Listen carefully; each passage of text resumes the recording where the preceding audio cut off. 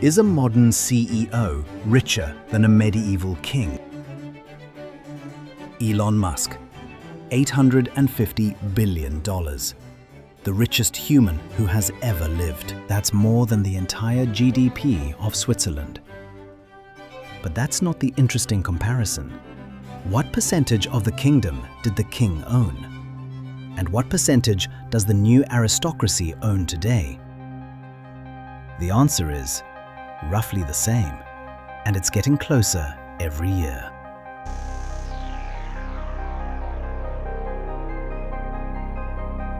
In 2025, the richest 10% of the world owns 75% of all wealth. The poorest half, 3.5 billion people, owns 2%. 56,000 people. They own more wealth than 2.8 billion people combined. Billionaire wealth hit $18.3 trillion last year, up 81% since 2020. But here's what most people miss. This isn't a glitch. This is a pattern. This is the share of wealth held by the richest 10% from 1340 to today. 700 years of data. Look at that shape. It's cyclical. Every economic system humanity has ever built tells the same story. Monarchy concentrated power until people revolted. Feudalism concentrated power until people revolted. And capitalism delivered something extraordinary. More innovation in 2 centuries than in the previous 10,000 years. The greatest engine for growth ever built. But it was never designed to make sure everyone gets some. 1975. The flaw of the U. The most equal year in 700 years. And that wasn't capitalism doing its job. It was everything bolted onto capitalism.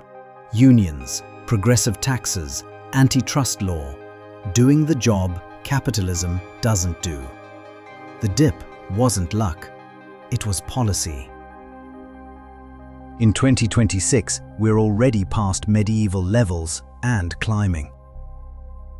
The engine is doing exactly what it was designed to do. One number tells the story. In 1965, a CEO made 21 times the typical worker. Today, 281 times. Since 1978, same economy, same 46 years. CEO pay grew 1,094%. Worker pay grew 26%.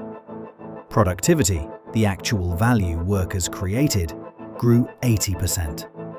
The workers became more productive. The engine captured the gains. The median S&P 500 worker would have to start working in 1740 to earn what their CEO made last year. Now hold these numbers up to history. France, 1789, the year of the Revolution. The top 10% owned 90%. Europe, 1910, on the eve of World War I, 90%. Today, globally, 75%. 3/4 of the way back to pre-revolution France. But it's not just the numbers, it's the structure. A feudal lord controlled 4 things: land, labor, military force, and the law. Data centers are the land of the 21st century. A handful of companies own nearly all of it. The gig economy rebuilt serfdom with an app. The richest man in the world spent the past year inside the federal government. And the law is being written by the people it's supposed to regulate. We didn't just get more unequal. We rebuilt the architecture of feudalism with better technology. Every time inequality reached this level, something broke. The Black Death, the French Revolution, 2 world wars. Each time, people didn't fix the old system, they built the next one. Monarchy concentrated power. Feudalism concentrated power. Capitalism built more than every system before it combined, and then it concentrated power until… well, look at the graph. Whatever comes next, whatever people choose to build, will need something no system has ever had. A mechanism built into the design, not bolted onto the outside, that prevents the concentration from reaching the point where the whole thing has to be torn down. We've been here before. The only question is whether what comes next is something we choose or something that happens to us.